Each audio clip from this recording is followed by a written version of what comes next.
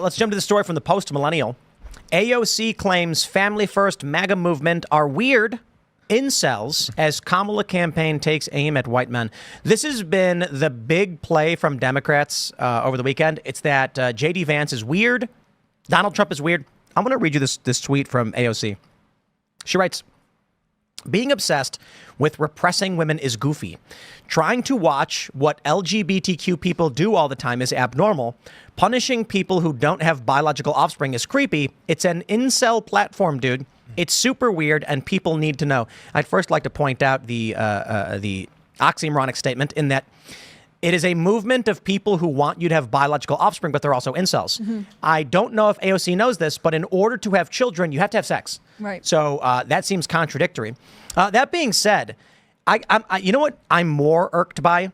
I don't care. In fact, I actually really appreciate that Democrats are like, Trump and they're weird. Because weird is good. Conservatives should be like, oh, thank you. Like, you think youth vote people want the stodgy suit wearing? This is my complaint with conservatives. You show up to Turning Point USA, and even the kids are wearing suits. And no, don't get me wrong. There's a time and a place for a suit, and I understand they're trying to be proper and traditional, all that stuff. But if you want to be approachable by run-of-the-mill regular people, this is why Fetterman wore the hoodie everywhere. And Republicans mocked him, and I said, you're wrong. This is the Trump well-done steak with ketchup thing, but you're making the mistake. Because he's targeting his constituents in PA who are blue-collar working-class guys who want to wear a hoodie and jeans, and they are your base, not his base. So I tell you this, you think that's weird? Yo, I went right off the bat. I said, I bought a 95-foot-tall billboard in Times Square for my rooster. There it is. That's Roberto Jr., and there's a cartoon version of him screaming. And that's what we did. You want to talk about weird? I am happy to be weird and call you boring. You are stodgy, lame. You are the preppy kids who are boring and crying when you forget your homework. The Democrats are the woke virtue signaling people who are like, follow the rules or else. You're not allowed to break the rules. And I'm like, I don't care about that. We're going to have rock and roll and skateboarding because we're weirdos. And you know what? Republicans seem to be fine with that. And they may be stodgy suit-wearing dudes too, but I'll take weird any day of the week. I love that progressive has gone so far that being a dad from Ohio is weird. Being a family man who's married with children who thinks that people should have them is weird. Well, I was mentioning this a while ago. This is I Am Legend. Are you guys familiar with the graphic novel? Have you seen the movie? The movie's terrible, by the way. Okay, but Will Smith did a movie. In the graphic novel, it's, long story short, guy's a vampire hunter. He's going around, he kills vampires. In the end, he gets arrested by the vampires. He's put in jail. And he's looking out the window at all these vampires in vampire society. And he realizes when everyone in civilization is a vampire, he is the monster of legend. He is legend. He's the creature that lurks while they sleep and kills you in your bed. He's the boogeyman. Mm-hmm. And so initially the story is vampires are taking over. They're attacking people. The vampires are legend. He says, I am legend. This is what we're seeing with Democrats. They have become so degenerate that a regular working class, or he's actually working, he got out of his Appalachian roots and went to Harvard, right? Or was it Yale? He went to Yale for law school. He went to Yale Law School. That's the American dream. To them, they are the vampires going, oh, like, what is this strange creature? Yeah. I think this is so funny because it's like all of this started with his like we're effectively run by childless cat lady comment from 2021, right? And then they were like, well, he is so mean and he is so bad. You can see other clips of him where he talks about people like if you wanted to have children, you couldn't, you should be treated with empathy. Like it's people who opt not to have children that he's referring to. And then he defended on Megyn Kelly being like, obviously it was sarcasm, but they're missing the point, which is that like we should have a culture that wants people to have families and be invested in what we're doing. Can we pull up the New Yorker cover, the New York Magazine cover? Look, man, I don't know if I'd call this weird. You can call it whatever you want. It is a picture of Kamala with a large head. I'm not kidding. They made her head very big, sitting on a coconut. It says Kamalot, and there's a bunch of Democrats and is that Beyonce, I guess? And they're dancing and cheering. Okay. Look, man, the one thing Democrats had always been good at, especially with Barack Obama, was having charisma and being the cooler party, having celebrities on their side. But they've become they're the hall monitors. Look, man, Donald Trump is like the schoolyard bully smoking cigarettes in the back. And they're the hall monitors being like, you're not allowed to do that. You're a bully. And he's like, shut up. And he flicks a cigarette in their face. And they're saying, you're weird. You're weird. And he's like, I don't care. So I'm wondering, genuinely, if Gen Z is going to be like, we want to be hall monitors. Or if they're going to be like, we want to do things that are fun and like not in the status quo. Because the Democrats, I mean, what is this? Like, this is, okay, look, man, if this to them is normal, I got no problem being weird. This is not appealing to people. I mean, I can't imagine this is appealing to people. Also, the coconut reference, isn't that like a racial slur for brown-skinned people? Falling out of coconut trees. Well, She said her mom said it, so it was okay, right? Yeah. No, the coconut thing is a reference to a person who's brown on the outside and white on the inside. It's considered like a racial slur for someone who's not a part of their community. So, like, I thought everybody knows like brown on the outside, white on the inside. If you're Asian, they call you a banana. Yellow on the outside, white on the inside. Never heard that one either. Yeah, I'm not into racial slurs, so I don't know these things. but it's an internal racial slur like Uncle Right. Tom. So like like my friends who are Asian, whose parents were Asian immigrants and their kids grew up in America, their other people who are Asian would call them bananas. They'd say they're raised in America, so they don't even speak their native tongue. Right. They're yellow on the outside, white on the inside. And then coconut, I thought that was like a common racial slur. Maybe like I don't know, I man. just thought they were going off her mom alleged like do you think No, you of fell out of a course. coconut tree thing? Right. Which apparently is also a racial slur. Someone said it was a racial slur in Eastern Europe. That it's a slang term they use to describe someone who comes from Africa and doesn't have proper manners. They say you fell out of a coconut tree to reference black people who don't act properly. It's like a racial slur. But like, I get the coconut thing. They're trying to make reference to her saying, my mom said you fell out of a coconut tree or whatever. But all they're doing is showing Kamala with a big head sitting on a coconut. And I'm wondering if if their message is being properly conveyed.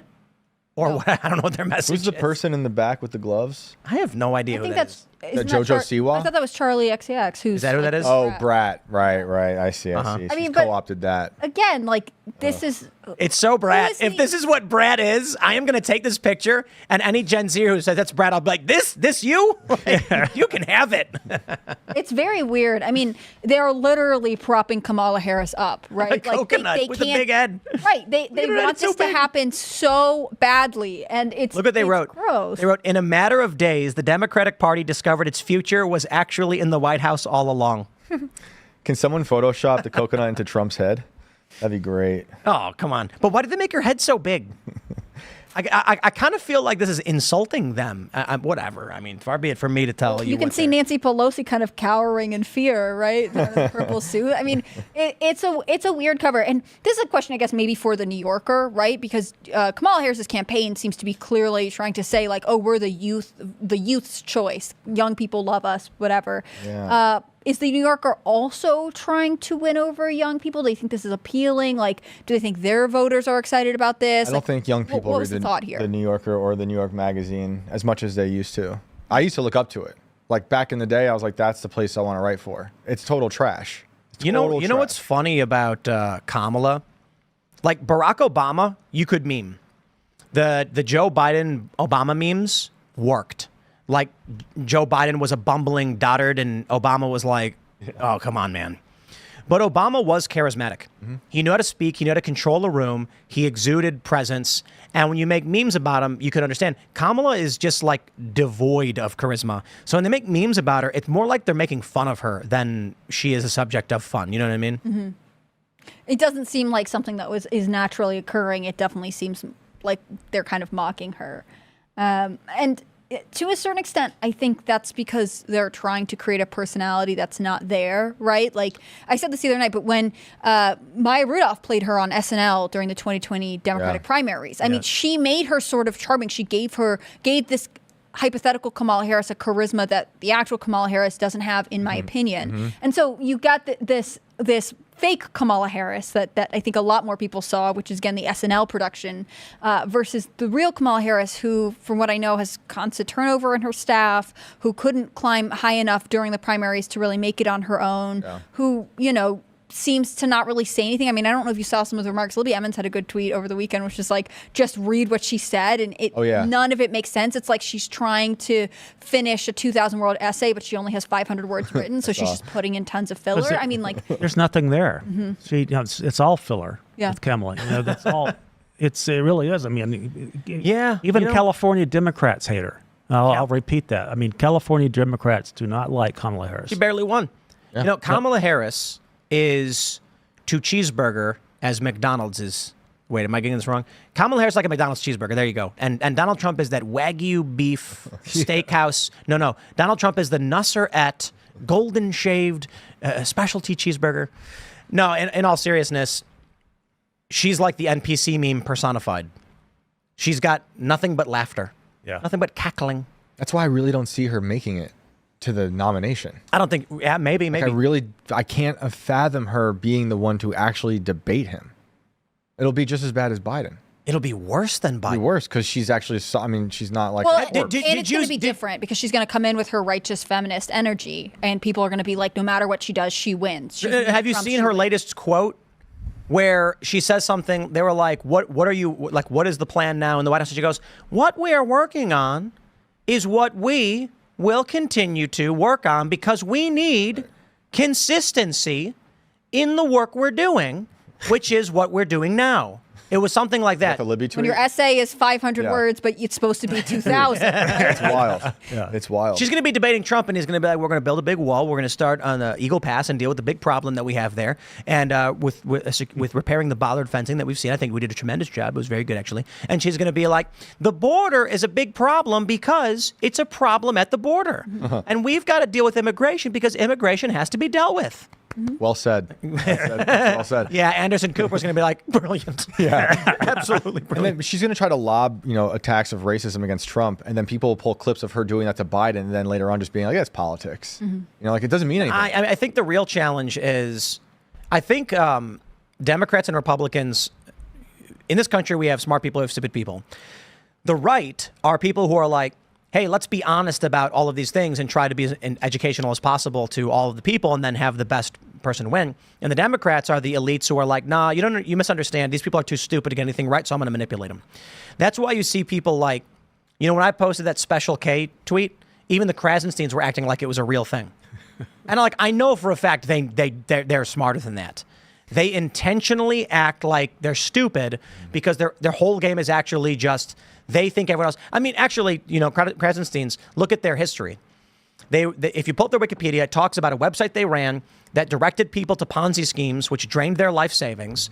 The feds came in and took like $500,000 in their assets, and they had to cut a deal. And they refused to testify against the criminals that they had, for whatever reason, were being benefited by their website. These are guys who, in all context, appear to just treat people like trash to be extracted and extorted. And I'm not surprised. I'm not surprised they then play the Democrat line. I think Kamala I don't think she's stupid. I think she's not good at what she does. And I think the Democrat mentality is people are too dumb, so you have to manipulate them.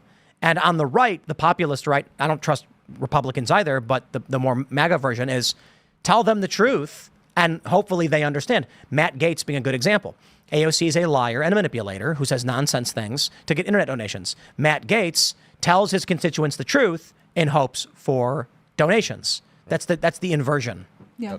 And the Kamala Harris campaign is very divisive, right? Again, you go back to the timeline of this. I mean, we have the Trump assassination, we have attempt, and sort of the energy coming out of this. Even people who don't like Trump saying, "Wow, that was big. This is unnerving that this is happening in our country." The rallying of the crowd. Then Biden drops out, but before that, he says we need to tone down political rhetoric. We need to pseudo call for unity from Biden. And then as soon as Kamala Harris' presidential campaign launches in full, it's I'm going to get this convicted felon who's a bad guy who's done all the things, and I'm the prosecutor, and they're wrong, we're right. Tons of just a return completely to identity politics, that the supporters of Trump are bigoted or backwards, that this is going to be harmful, that democracy's at stake. I mean, it went right back to where it was before. To me, this is just this disingenuousness that you're getting from the Democrats, right? They need the country to be divided, and anytime they claim otherwise, they're lying to you. Whereas I think actually, generally, conservatives unity works well because mutual cooperation benefits everyone. If you want independence, you want everyone else to want their independence as well. Yeah. I think she's going to be a hard sell to the counterculture types too in music. I'm watching someone like Sway Lee, the rapper. totally just going off on don't vote for her because of the prosecution record. Yeah. You know, and there's a lot of people who are counterculture, maybe in the rap world, who are obviously into prison reform. It's gonna be really hard for them who've been so open about even working with Trump, like Ice Cube, or, you know, someone like that, because they actually want to change up the prisons. Yeah. Meanwhile, this is gonna be a really tough sell because she's got a horrible record with it. Yeah. Thanks for checking out this clip from Timcast IRL. Make sure to watch the show live Monday through Friday at 8 p.m. Subscribe to this channel, and we will see you all there.